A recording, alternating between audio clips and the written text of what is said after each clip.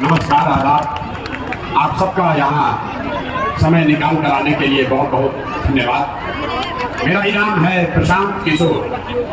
हम कोई नेता नहीं हैं, हमारा कोई दल नहीं है और हम वोट भी नहीं मांगते।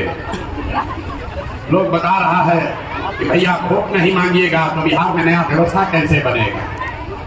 गांधी जी ने इस देश को आजाद कराया। गांधी जी ने आपसे हमसे वोट नहीं मांगा। गांधी जी ने इस समाज को जगाया। गांधी जी आगे आगे चले, पीछे से पूरा समाज चला, तब आपको आजादी मिली। अगर गरीबी से आजादी चाहते हैं तो सबको बिहार में अपने और अपने बच्चों के लिए सजग होना पड़ेगा, खड़ा होना पड़ेगा। इसलिए ये अभियान चला रहे हैं। वोट क्यों नहीं मांगते? वोट मांगने वाला तो हर 1-2 वर्ष पर कोई ना कोई आपके पास आता ही है। जो आता है यही कहता है हमको वोट दे दो, हम आएंगे तुम्हारा सब काम कर देंगे। यही सुन सुन के आप जीवन भर से वोट दिए जा रहे। पहले आपने कांग्रेस को जिताया, फिर 15 बरस गरीब के बेटा लालू जी को राजा बनाए। अभी 18 साल से नीतीश बाबू कुर्सी पर बैठे। दिल्ली में लोगों ने मोदी जी को भी बैठा कर देख लिया। आपका और आपके बच्चों का जीवन नहीं सुधरा। अब आए हैं कोई प्रशांत किशोर। आप हमारी बात सुनिएगा, हम पर भरोसा करके हमको वोट दीजिएगा। तो इस बात की क्या गारंटी है कि जीतने के बाद हम आपके साथ धोखा नहीं करेंगे। जैसे पहले का आदमी धोखा किया, हम भी आपके साथ धोखा कर सकते हैं। इसीलिए ये वोट मांगने का अभियान नहीं है। अभी 15-20 मिनट में आपको रास्ता बताएंगे, आपको ये बताएंगे, आपके आंख के सामने दिखाएंगे कि आपके गरीबी बदहाली का कारण क्या है और इससे निकलने का उपाय क्या है। आप बात को सुनिए, समझिए, ठीक लगे तो अपनाइए, न ठीक लगे तो जैसे जिंदगी चल रहा है वैसे चलाइए। यहाँ पर हमारे मुसलमान भाई बहुत बैठे हुए। हम 5000 गांव में पैदल चलकर यहाँ पहुंचे और रोज कैमरे पर कहते हैं कि दलितों के बाद अगर सबसे ज्यादा कहीं गरीबी बदहाली दिखी तो वो मुसलमान भाइयों के गांव में दिखी। ये ताली बजाने का विषय नहीं है। अपना दुर्दशा देखिए, अपने बदहाली की बात सुनकर ताली बजा रहे हैं। मेरे भाई, यहाँ जितना आदमी आता है आपको ये बताता है कि मुसलमानों की बदहाली इसलिए है कि कोई कहता है हमको कांग्रेस ने ठगा, कोई बता रहा है कि लालू जी ने धोखा कर दिया, कोई कह रहा है कि मोदी और भाजपा वाले परेशान कर रहे हैं। हम आपको बताते हैं आपकी बदहाली क्यों है। आपकी बदहाली इसलिए है कि आपके कौम में जो पैगंबर साहब ने आपको बताया, आपने तो उससे भी किनारा कर लिया। ये मुसलमानों के कौम में पैगंबर साहब ने लिखा है, बताया है कि जिस कौम को अपने रहनुमाओं की समझ न हो उसके ऊपर जालिम हुक्मरानों को मुसल्लत कर दिया जाता है। अगर आज का हुक्मरान आपको जालिम दिखता है तो इसका मतलब है कि कहीं ना कहीं आपसे अपने हुक्मरानों को, रहनुमाओं को चुनने में गलती हुई है। ये बात हम नहीं कह रहे, ये बात तो पैगंबर साहब बोल कर गए। आप कुरान पढ़ते हैं, दिन में 5 बार नमाज पढ़ते हैं। कुरान का पहला शब्द है इकरा, पढ़ो। और ये वो कौम है जो 5 बार नमाज पढ़ती है लेकिन अपने बच्चों की पढ़ाई की चिंता नहीं करती। कैसे भला होगा? आप प्रशांत किशोर से सुनने आए हो, हम आपको क्या बताएंगे? आप तो अपने पैगंबर साहब की बात नहीं माने तो हमारे बात क्या मानिएगा? इस्लाम में ये बताया गया कि बिना जद्दोजहद के जीवन में कुछ भी हासिल नहीं हो सकता। और आज का जो मुसलमान है वो जद्दोजहद नहीं करना चाहता, वो किसी के पीछे चलना चाहता है। पहले कांग्रेस के पीछे चला, फिर लालू तेजस्वी के पीछे चला, आज आप हमको सुनने आए हैं कि प्रशांत किशोर के पीछे चले। मेरे भाई, किसी के पीछे चलने से आपका भला होने वाला नहीं। 18 करोड़ की कौम किसी के पीछे चल के अपना भला नहीं कर सकती है। जब तक आप अपने कौम के जो बुनियादी बातें हैं, सियासी नजरिए से जो बातें आपके रहनुमा ने आपको बताई है, उसको नहीं समझोगे, उसको नहीं अमल में लाओगे, तब तक कोई प्रशांत किशोर, कोई लालू यादव, कोई राहुल गांधी आपका भला नहीं कर सकता है। इसलिए यहाँ आ जाए। आप यहाँ सुनने आए हैं, ये कौन लड़का है प्रशांत किशोर? 2 बरस से पैदल चल रहा है, अपनी बर्बादी का आलम देखिए। आप किसी दूसरे के बच्चे को देखने आए, क्योंकि आपको किसी ने बताया है कि हम 2 बरस से अपना घर परिवार छोड़कर पैदल चल रहे हैं। आपको ये भी नहीं पता चल रहा है कि आपके अपने बच्चे, आपके पति, आपका बेटा, भाई, भतीजा आज से नहीं 4 बरस, 5 बरस, 10 बरस से आपको छोड़कर चला गया मजदूरी करने, नौकरी करने। और जिनका भी बच्चा, जिनका शौहर, आपका बेटा, आपका भाई, भतीजा जो आपको छोड़कर गया है, साल में एक बार कोई ईद में, छठ में घरे आता है, एक बार आप उसका मुंह देखते हो। साल भर वो आदमी वहां बीमार भी पड़ जाए, आप छटपटा के रह जाइएगा, उसको देख नहीं सकते और आप उसकी चिंता नहीं करते। जब वोट होता है तो आपको अपने बच्चे का कष्ट नहीं दिखता, आपको लोग भय दिखाते कि भाजपा को रोकने के लिए हमको वोट दे दो। आप नमाज पढ़ते, आप कहते हैं हम अल्लाह को छोड़कर किसी से नहीं डरते, और पूरे कौम के सामने मैं कह रहा हूं, आपसे ज्यादा डरने वाला कौम पूरे देश में कोई नहीं है। आप इतना डरते हैं भाजपा से कि किसी ने अगर भाजपा का नाम ले लिया तो उसके सामने आप उन लोगों को भी अपना रहनुमा बनाते हो, उनको भी वोट लेकर जिताते हो जो आपके बच्चों का हक लूट कर ले गए हैं। तो आप नहीं भोगिएगा तो कौन भोगेगा? कौन भोगेगा? आप आए हैं हमसे सीखने, हम आपको क्या सिखाएंगे? हम अभी आपको कोई बात नहीं सिखाएंगे, आपसे 3 सवाल करेंगे। पूरी पदयात्रा में, हर गांव में हम सिर्फ 3 सवाल करते हैं, आप उसका जवाब दीजिए और आपको अभी दिखेगा कि आपकी ये गरीबी बदहाली की वजह क्या है, इसका जिम्मेवार कौन है और इससे बाहर कैसे आप निकल सकते हैं। आप जितने लोग यहाँ आए हैं, एक बार जरा सोच के बताइए, आपके गांव पंचायत में और कुछ हो या न हो, आप सभी के बच्चों के पढ़ाई और रोजगार की व्यवस्था होनी चाहिए कि नहीं होनी चाहिए? बताइए हाथ और बताइए, होना चाहिए कि नहीं होना चाहिए? जोर से बोलिए, होना चाहिए कि नहीं होना चाहिए? हमने नहीं सिखाया, आप बस बात मत कीजिए, हमने नहीं सिखाया।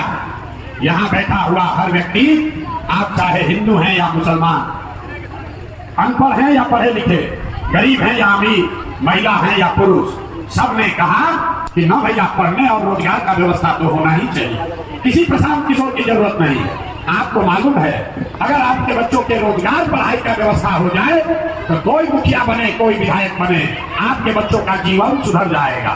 अब आपको दिखाते हैं आपके बदहाली का कारण। सब आदमी जरा एक बार अपने अपने उन्हीं बच्चों का चेहरा याद कर लीजिए जिनको आप पढ़ाई और रोजगार दिलाना चाहते हैं, और उन बच्चों के नाम पर एक बार ईमानदारी से बताइए, आप में से किसने जीवन में एक बार भी अपने बच्चों के पढ़ाई और रोजगार के लिए वोट दिया? देखिए अपने गांव का दुर्दशा देखिए, अभी कितना जोर से बोले हैं, अभी वहां खड़ा हुए कहीं कि हमको फैक्ट्री रोजगार दिलवा दीजिए। अभी आपने कहा कि हमको रोजगार और पढ़ाई चाहिए, लेकिन जीवन में आपने अपने बच्चों के पढ़ाई रोजगार के लिए कभी वोट नहीं दिया। अब लोग कहता है कि बिहार में तो विकल्प नहीं है, सारा नेता चोर है, हम लोग तो सबको वोट लेकर देख लिए, अगर किसी ने कोई काम नहीं किया तो इसका क्या गारंटी है कि पढ़ाई रोजगार के लिए वोट देंगे तो मिलेगा? हम आपको लिख कर दे रहे हैं, वोट जिसको देना है दे दीजिए, लालू जी को दीजिए या नीतीश को दीजिए, राहुल गांधी को दीजिए कि मोदी को दीजिए, वोट जिसको देना है दीजिए। अभी 2 मिनट में आपको दिखाएंगे वो रास्ता, अगर वैसे दीजिएगा तो और कुछ हो या नहीं, आपके बच्चों को रोजगार पढ़ाई निश्चित हो जाएगा, नहीं होगा तो मेरा गर्दन पकड़िएगा।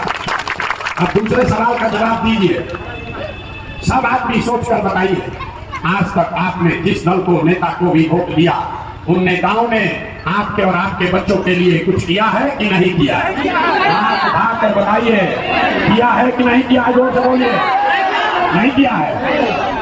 पूरा गांव बोला है, अब पीछे मत हटिएगा। आपने कहा कि हम लोगों ने जिसको भी वोट दिया आज तक कोई हमारा काम ही नहीं किया, तो हम गिनवाना शुरू करते हैं। सही बोले तो हाँ बोलिएगा, गलत बोले तो ना बोलिएगा। अब बात खत्म होगा, आपको दिखेगा कि कैसे आपके बच्चे को रोजगार पढ़ाई मिलेगा।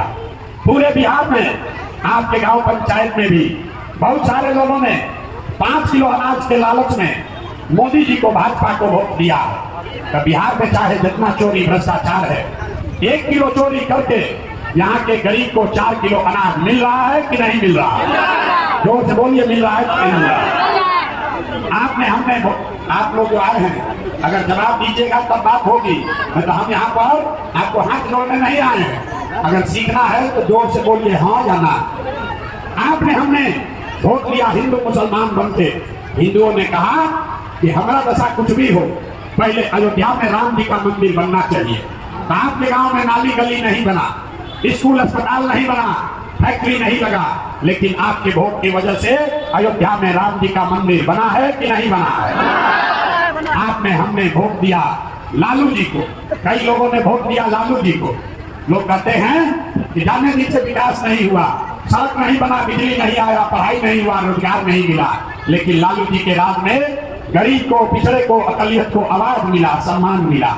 तो लालू के राज में सड़क बिजली नहीं बनी, आपके बच्चों को रोजगार पढ़ाई नहीं मिला, लेकिन गरीब को, पिछड़े को आवाज और सम्मान मिला कि नहीं मिला? जोर से बोलिए, मिला कि नहीं मिला? आपने हमने कई लोगों ने वोट दिया नीतीश कुमार को। लोगों ने कहा हमको सड़क और बिजली चाहिए। लालू जी के राज में बिजली, सड़क, पानी नहीं था। तो नीतीश के राज में इसी बदहाल बिहार में और कुछ हो या न हो, बिजली का बिल 1000 आए चाहे 2000, घरे घरे बिजली आया है कि नहीं आया है? आया है कि नहीं आया बिजली? आपने हमने वोट दिया मोदी जी का भाषण सुन के कि मोदी जी गुजरात में बड़ा विकास किए हैं। तो भैया मोदी जी गुजरात में तो विकास कर रहे हैं, पूरे देश का पैसा ले जाकर गुजरात के गांव गांव में फैक्ट्री लग रही है, और पूरे बिहार से आपके हमारे बच्चे गुजरात में जाकर नौकरी मजदूरी कर रहे हैं कि नहीं कर रहे हैं? आप लोग किस बात पर वोट दिए हैं जो आप लोग को नहीं मिला? किस बात पर वोट दिए जो नहीं मिला? आपने खुद कहा अपने बच्चों के नाम पर कि भैया हम लोग अपने बच्चों के पढ़ाई रोजगार के लिए किसी को वोट नहीं दिए। तो जो वोट जिसके लिए दिए वो मिला, और जिसके लिए वोट नहीं दिए वो नहीं मिला। इतने बात बताने आए। वोट नहीं मांगते, बोइएगा बबूल तो आम कहाँ से खाइएगा? वोट दीजिएगा 4 किलो अनाज पर तो आपके बच्चों को रोजगार कहाँ से मिलेगा? वोट दीजिएगा मंदिर मस्जिद बनाने के लिए तो आपके बच्चों के लिए फैक्ट्री कैसे लगेगा? वोट दीजिएगा जाति के नाम पर तो आपके बच्चों के लिए पढ़ाई कैसे होगा? वोट दीजिएगा लालू के डर से भाजपा को और भाजपा के डर से लालू को तो आपके बच्चों की मजदूरी कैसे खत्म होगी? नहीं हो सकती, नहीं हो सकती है। आप जिस चीज के लिए भी वोट दिए हैं वो आपको मिला है। आपने मोदी को अनाज के लिए वोट दिया तो अनाज मिला है, मंदिर के लिए वोट दिया मंदिर बना है। लालू जी को अगर आपने आवाज के लिए वोट दिया तो गरीब और पिछड़े को आवाज मिला है। नीतीश को आपने बिजली के लिए वोट दिया, इसी बिहार में बिजली आई है। आपने गुजरात के विकास को देखकर वोट दिया, गुजरात में विकास हुआ है। लेकिन आपने अपने बच्चों के पढ़ाई रोजगार के लिए जीवन में वोट नहीं दिया, इसीलिए आपका बच्चा अनपढ़ और मजदूर रह गया। यही बात बताने आए। जब आपको अपने बच्चों की चिंता ही नहीं है तो नेता आपके बच्चों की चिंता क्यों करेगा? लोग कहता है हमको नेता ठग रहा। हम आपको बता रहे हैं कोई नेता आपको नहीं ठग रहा। नेता को ठगने का जरूरत क्या है? आप तो अपने ठगाने के लिए तैयार बैठे। हम जितने मुसलमान भाइयों के गांव से निकलते हैं, लोग कहता है भैया हम लोग का दुर्दशा देखिए। और जितने मुसलमान भाई यहाँ है, जितने मुसलमान लोग यहाँ बैठे हैं, आप चाहे स्कूल का बात कीजिए, रोजगार का बात कीजिए, जिस दिन वोट होगा उस दिन आपको ये कोई बात याद नहीं रहेगी। आपको एक ही बात याद है, कोई एक आदमी भाजपा का डर दिखाएगा और आपका झोला में भर के वोट ले जाएगा। वो लोग भी ले जाएंगे जिन्होंने आपके बच्चों का हक मारा है। वो लोग भी ले जाएंगे जिन लोगों ने आपके परिवार का जीना मुश्किल किया है। ये आपकी दुर्दशा है। जब आप अपने बच्चों के लिए नहीं फिक्रमंद हैं तो नेता आपके बच्चों के लिए क्यों फिक्रमंद होगा? अगर हमारी बात पर भरोसा नहीं है तो अभी आपको दिखाते हैं कि आपके दुर्दशा का क्या आलम है। जरा एक बार हाथ उठाकर बताइए, और कुछ हो या ना हो, आपको अपने बच्चों की चिंता है या नहीं? हाथ उठाकर बताइए पीछे तक, अपने बच्चों की चिंता है कि नहीं है? अरे अपने बच्चों की चिंता है कि नहीं है? पूरा गांव बोला है, अब सब का सब आदमी झूठ बोल रहा है, पूरा गांव झूठ बोल रहा है। आपने कहा बिल्कुल आराम से हाथ उठाकर कह दिया हमको हमारे बच्चों की चिंता है।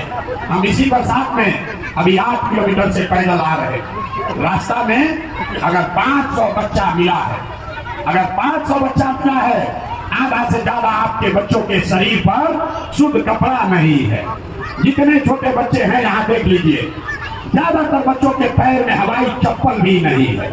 हम सुबह से चल रहे, शाम हो गया, अभी तक किसी का बच्चा पढ़ता हुआ नहीं मिला, या तो आपका बच्चा विद्यालय गया नहीं, और अगर गया तो खिचड़ी खा के 10 बजते बजते रोड पर, गली में, घूरा पर, मैदान में दौड़ रहा। ये